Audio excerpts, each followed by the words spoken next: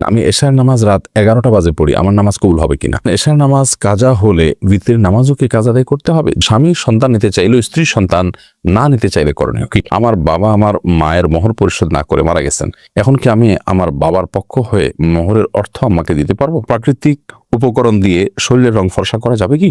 আজান অবস্থায় নামাজ পড়া যাবে কিনা? 3বার বিসমিল্লাহ পড়ে কাপড়ের কোনা ধুলে পুরো কাপড় পাক হয়ে যায়, এটা কি সঠিক? মোবাইল কোরআন শরীফ ইনস্টল করা থাকলে এবং বাহিরে থাকার কারণে মোবাইল নিজের সাথেই রাখতে হয়, তখন সে মোবাইল নিয়ে কি বাথরুমে যাওয়া যাবে? আমি শুনেছি গোসল করার পর কলা ফল খাওয়া নিষেধ বলে হাদিসে উল্লেখ আছে, এটা কি সত্য? নবজাতকের জন্মের পরে আজান কি ছেলেদের কানেই দেওয়া উচিত নাকি মেয়েদের কানেও দেওয়া উচিত? অনেকে বলে দাঁড়িয়ে পানি খেলে নাকি শয়তানের প্রস্রাব খাওয়া হয়, এটা কি হাদিস সম্মত? তাহলে আর বিলম্ব না করে চলুন আপনাদের করা ইতিমধ্যে যে প্রশ্নগুলো আমরা দেখতে পাচ্ছি আমাদের সামনে চলে এসছে সেগুলোর জবাব দিতে শুরু করি। নিয়ামতুল্লাহ আপনি লিখেছেন, আজান অবস্থায় নামাজ পড়া যাবে কিনা? আজান চলাকালীন নামাজ পড়লে কোনো অসুবিধায় নামাজ হয়ে যাবে, তবে ধরুন আজান শুরু হয়েছে, তখন আপনি নামাজের নিয়ত না করে আজানের জবাব দিবেন এবং আজানের জবাব দেওয়া শেষ হয়ে গেছে, তারপর আপনি এবার সালাতের নিয়ত করবেন। সেই সাথে প্রথম আজান যেটা আপনার মহল্লাতে শুনছেন আপনি সেটার জবাব দিবেন। সবগুলো আজানের জবাব আপনাকে খুঁটে খুঁটে দিতে হবে এমনটি কিন্তু আবশ্যক নয় আপনার জন্য। ওমর ফারুক আপনি লিখেছেন, আমি শুনেছি 3বার বিসমিল্লাহ পড়ে কাপড়ের কোনা ধুলে পুরো কাপড় পাক হয়ে যায়, এটা কি সঠিক? আপনার কোনো কাপড়ে যদি ময়লা লাগে, কোন জায়গায় লেগেছে আপনি জানেন না, কিংবা বেশিরভাগ জায়গায় লেগেছে, আপনি যে কোনো কোনা ধরে বিসমিল্লাহ 3বার পড়ে ধুয়ে ফেলবেন আর আপনার পুরো কাপড় পাক হয়ে যাবে। ব্যাপারটি তো সহজ নয়, বরং আপনাকে পুরো কাপড় পাক করার জন্য চেষ্টা করতে হবে। যদি সেটা অস্পষ্ট হয়, কোথায় হারিয়ে গেছে আপনি না জানেন, আর যদি জানেন তাহলে যে জায়গা না পাক লেগেছে শুধুমাত্র ওই জায়গাটাকে ধুয়ে আপনি পাক করে ফেলবেন, তাতে ইনশাআল্লাহ আপনার কাপড় পবিত্র হয়ে যাবে। মাইনুল ইসলাম আপনি লিখেছেন, মোবাইল কোরআন শরীফ ইনস্টল করা থাকলে এবং বাহিরে থাকার কারণে মোবাইল নিজের সাথেই রাখতে হয়, তখন সে মোবাইল নিয়ে কি বাথরুমে যাওয়া যাবে? কোনো অসুবিধা নেই, কারণ মোবাইলের ভেতরে যে কোরআন আছে সেটা হলো আপনার সফট কপি, ওটা প্রকাশ্যের কোনো কপি না। প্রকাশ্য কপি থাকলে এটা নিয়ে যাওয়া কোরআন অসম্মান হতো, কিন্তু যদি ভেতরে আছে তাতে কোনো অসুবিধা নেই। যেমন আমাদের স্মৃতিতে কিন্তু কোরআন আছে, মুখস্থ আমরা সূরা ফাতিহা, ছোটখাটো সূরা, যারা আলেম না তারা ততটুকু জানে, আলেমরা যারা বেশি জানে, হাফেজরা আরো বেশি কোরআন আয়াত মুখস্থ। অতএব এই মুখস্থটা তো আমাদের সিনার ভিতরে, আমাদের ভেতরে আমরা ধারণ করছি।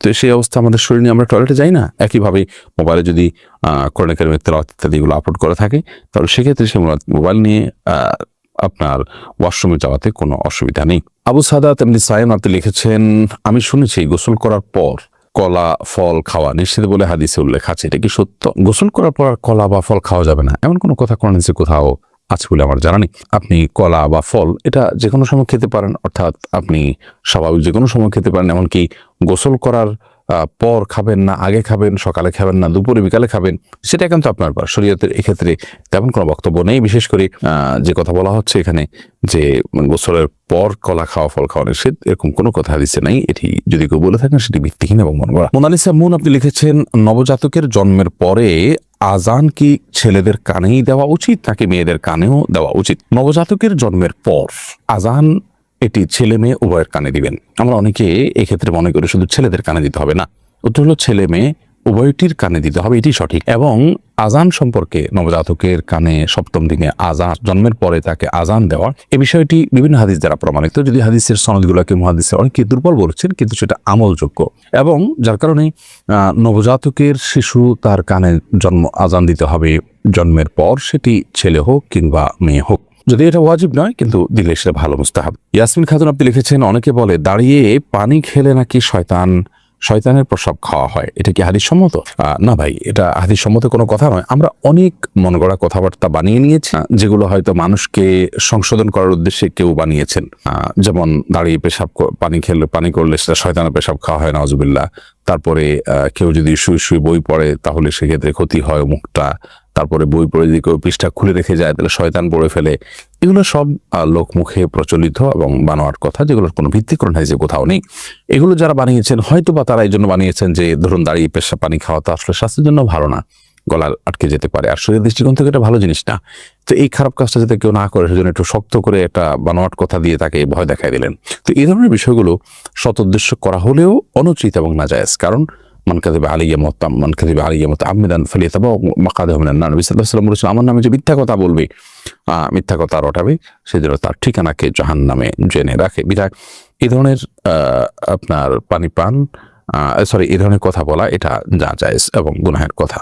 সাইদ হোসেন আপনি লিখেছেন, প্রাকৃতিক উপকরণ দিয়ে শরীরের রং ফর্সা করা যাবে কি? শরীরের রং যদি আপনি ফর্সা করেন এবং এটাতে যদি প্রাকৃতিক কোনো উপকরণ ব্যবহার করেন, শুধুমাত্র রঙের মধ্যে উজ্জ্বলতা আসলো কিছুটা, এতে ইনশাআল্লাহ তাগয়ির খালকিল্লাহ বা আল্লাহর সৃষ্টিতে পরিবর্তনের যে নিষেধাজ্ঞা আছে তার আওতায় এটি পড়বে না ইনশাআল্লাহ তাআলা। শুভ্র এআইডি থেকে আপনি লিখেছেন, আমার বাবা আমার মায়ের মোহর পরিশোধ না করে মারা গেছেন, এখন কি আমি আমার বাবার পক্ষ হয়ে মোহরের অর্থ আমাকে দিতে পারবো? হ্যাঁ ভাই শুভ্র, অবশ্যই আপনি আপনার বাবার হয়ে আপনার মাকে মোহরের অর্থ দিতে পারবেন। এবং এই মাসআলাটি আমরা অনেকে জানি না, যদি কোনো মানুষ জীবদ্দশায় তার স্ত্রীকে মোহর না দিয়ে মারা যান, তাহলে তার মৃত্যুর পর তার যে পরিত্যক্ত সম্পদ আছে সেখান থেকে তার যে ঋণগুলো পরিশোধ করা হবে, তার মধ্যে থেকে তার মায়ের যে মোহর বাবদ প্রাপ্য টাকা সেটাও কিন্তু পরিশোধ করতে হবে, অর্থাৎ সেটাও ঋণের মধ্যে থাকবে। এমডি আব্দুল আপনি লিখেছেন, আমি এশার নামাজ রাত 11টা বাজে পড়ি, আমার নামাজ কবুল হবে কিনা? এশার নামাজ রাত 11টা পড়লে সেটা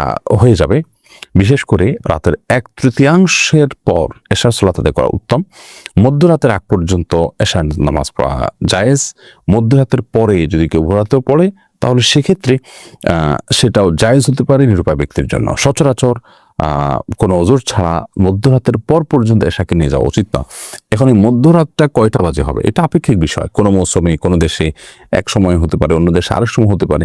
আমাদের দেশে শীতকালে মধ্যরাত এক সময় হয়, গরমকালে আরেক সময় হয়, কারণ গরমকালে রাত ছোট থাকে, শীতকালে রাত অনেক বড় থাকে।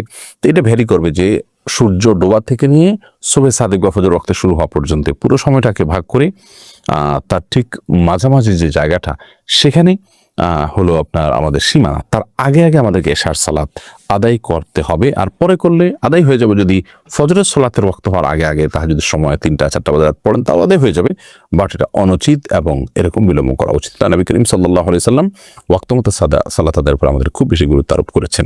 মেহেরুন আইডি থেকে আপনি লিখেছেন, এশার নামাজ কাজা হলে ভিতরের নামাজও কি কাজা আদায় করতে হবে? জি, এশার নামাজ যদি কাজা হয় তাহলে সেক্ষেত্রে ভিতরের সালাতও তার সাথে আদায় করবেন। এমনি এনামুল হক আপনি আমাদের ইউটিউব চ্যানেলে প্রশ্ন করেছেন, স্বামী সন্তান নিতে চাইলেও স্ত্রী সন্তান না নিতে চাইলে করণীয় কি? স্বামী সন্তান নিতে চাচ্ছেন কিন্তু স্ত্রী নিতে চাচ্ছেন না, এরকম যদি হয় তাহলে সেক্ষেত্রে অবশ্যই স্ত্রীর উচিত হলো স্বামীর সাথে একত্রতা পোষণ করা, এবং স্ত্রীর যদি যৌক্তিক কোনো কারণ না থাকে তাহলে সেক্ষেত্রে স্বামীর সেই চাওয়াকে পূরণ করা শরীর দৃষ্টিকোণ থেকে তার জন্য আবশ্যক।